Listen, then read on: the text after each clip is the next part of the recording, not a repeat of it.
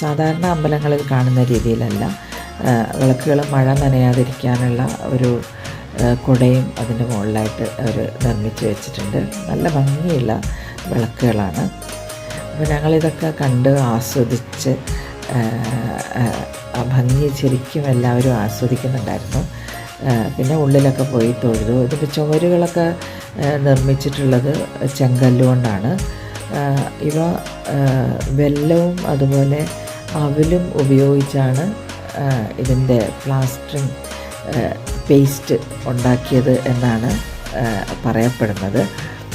ചരിത്രത്തിൽ പറയപ്പെടുന്ന കാര്യമാണ് കേട്ടോ.